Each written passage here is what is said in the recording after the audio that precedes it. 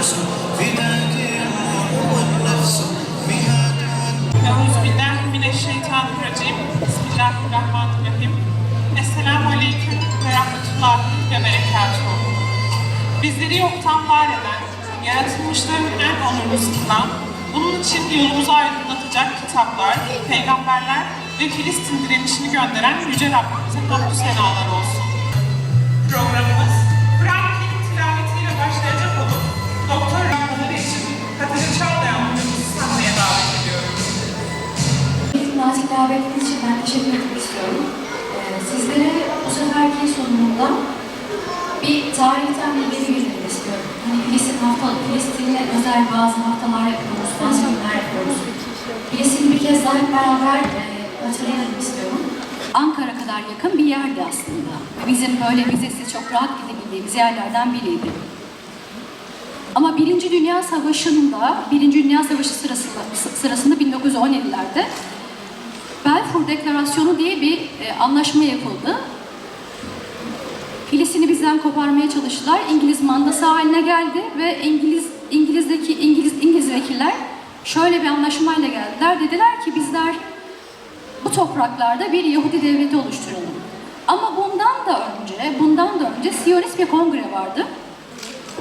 Bu yapılan Siyonist kongrede Theodor Herzl belki hatırlıyorsunuzdur.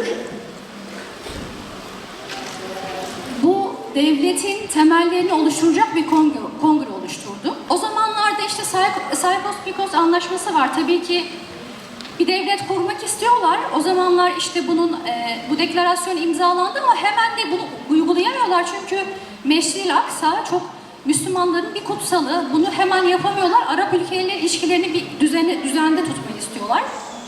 O sırada tabii ki ne yapıyor Fransızlar İngilizlerle beraber? Parçalayıp bölüyorlar. İşte şurası Türkiye, işte yeni Türkiye olarak isimlendirmek istedikleri sınıra koyuyorlar bizi. Irak'ı, Suriye'yi, Lübnan'ı, Ürdün'ü, işte Filistin olarak işte belli bir sınır belirliyorlar. Orada da büyük bir Yahudi devleti kurmayı istiyorlar. Oysa çok büyük hırsız ve barbarlara kapı açmışlardı o zamanlar. Deir Yasin olayı var. Ne kadarınız duydunuz bilmiyorum ama 1948'lerde.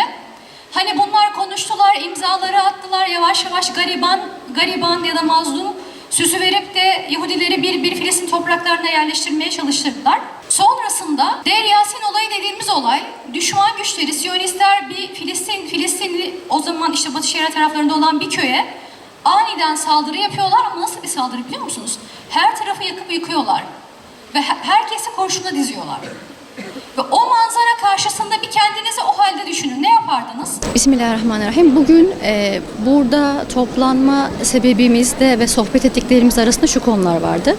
Bizler Filistin'deki direnişin yaklaşık 100 senedir devam eden bu direnişin asıl mesulleri Gazze halkı ya da Filistin halkı olarak görüyoruz.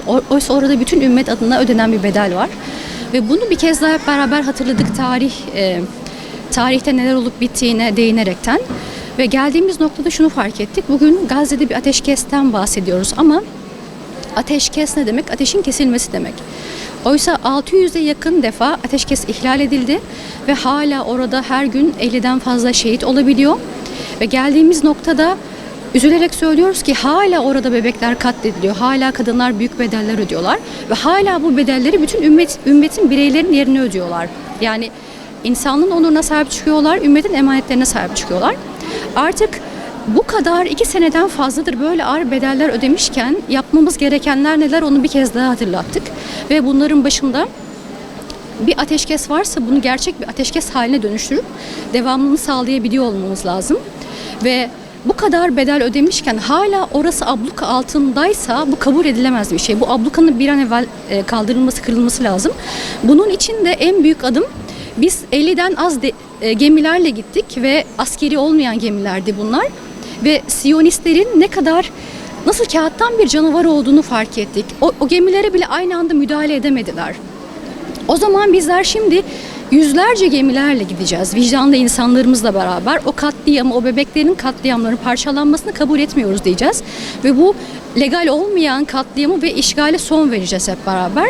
Onun haricinde de 2 seneden fazladır bir terör suçundan bahsediyoruz. Toplu bir terör suçu var. bu suç yanlarına kalmayacaktır muhakkak ki. Bizler bugün gelin hep beraber bir empati kuralım. Kendi çocuğumuz komşunun çocuğuyla kavga ettiği zaman biz aylarca komşumuzla küs kalıyoruz ki neden çocuğumuzu dövdüler diye, değil mi? Oysa Gazze'de, Filistin'de kardeşlerimiz paramparça oldular ve bizim yerimize bedel öderken bizler nasıl bu katliamı unutabiliriz? Bizler nasıl o zalimleri, o barbarları, Siyonistlere bu yaptıklarının hesabını sormayız? Ve eğer hesaplarını soracaksak bu tertemiz ülkemizde, bu şehit kanlarıyla temizlenmiş ülkemizde Siyonistlerin rahat nefes alamıyor olması lazım. Zira biz fark ediyoruz ki maalesef medyadan bunu fark ediyoruz. En az Filistinliler kadar Türkiye'ye güveniyorlarsa burada bir sorun var demektir. Bu güvenlerinde boğulmaları gerekiyor. Zira onlar bizlerin hayalinden bile korkuyorlarken rahat hissettikleri bu yerlerde artık nefes alamayacaklarını anladıkları anda geri adım atacaklardır. Ve bunun bizim sorumluluğumuz olduğunu bir kez daha hatırlattık. Bu garantör ülkeler için başta çok sevinmiştik. Çünkü şu ana kadar Filistin'le ilgili bir mesele olduğunda hemen garantörleri Arap ülkelerinden seçiyorlardı. Sanki Mescid-i Aksa sadece Araplarınmış gibi. Bu defa ülkemiz de devreye girdiği zaman bir an böyle bir mutlu olduk. Dedik ki evet, ümmetin meselesi olduğu anlaşıldı. Ve bizler de bizi temsil ettiğini söylediğimiz insanlar da ateşkesin içerisindeler. Ama fark ediyoruz ki maalesef önceki ateşkeslerden çok da bir farkı olmuyormuş gibi duruyor. Ve işin en kötü tarafı Amerika şu ana kadar en az Siyonist, barbar Siyonistler kadar onlara her türlü desteği sağlamışken ateşkesin onların kontrolünde gerçekleşiyor olması, bunu kabul ediyor olmak zorunda olmak büyük bir zillet. Bu yüzden artık Müslüman ülkelere şöyle bir seslenmek istiyorum. Lütfen bir araya gelip ümmetin, insanlığın onuruna sahip çıkın ve bunu yapamayız diye bir şey yok. Diyorlar ki bizler güçlü değiliz. Siyonistlerin bu büyük şirketlerine baktığımızda ne kadar zenginler? Birkaç 100 milyar dolar mı diyelim? Müslüman ülkelerin senelik zekatları 300 milyar, 400 milyar dolarların üzerlerinde. Eğer olay paraysa o paranın fazlası bizlerde var. Artık bir yere gelip bu sorunu halledip bu zilletten kurtulmamız lazım.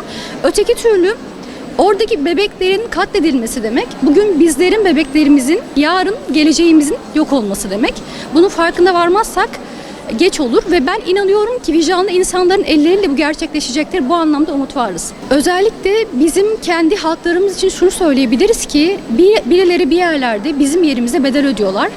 Evlerini kaybettiler, aile bireylerini kaybettiler, çocuklarını kendi elleriyle gömdüler ve hala şu anda ateş altındalar. Çok zor şartlar altında kışı geçirmeye çalışıyorlar. Ona rağmen o çadırlarda bile bombalanıyorlar. Bizler onların kardeşleri olaraktan, bizler sorumluluğunu yerine getiren onurlu bireyler olarak, vicdanlı bireyler olarak kardeşlerimize sahip çıkmalıyız ve karar mercilerine hareket ettirmek zorundayız. Öteki türlü hep beraber çok büyük bedeller ödeyebiliriz. Zira Kur'an'da şöyle diyor ayette: "Vettekû fitneten la tusibennellezîne zalemû minkum hassa." O zulümden korkun ki o gelecek olan büyük felaketten korkun ki sadece zalimlere gelmez. Bu zulüm sırasında sessiz duranlar, hiçbir şey yokmuş gibi davrananlar her yeri gelip yakar yıkar ve onlardan olmamak adına Allah nezdinde beraatimizi göstermek adına elimizden geleni yapmaya davet ediyorum. Teşekkür ederim.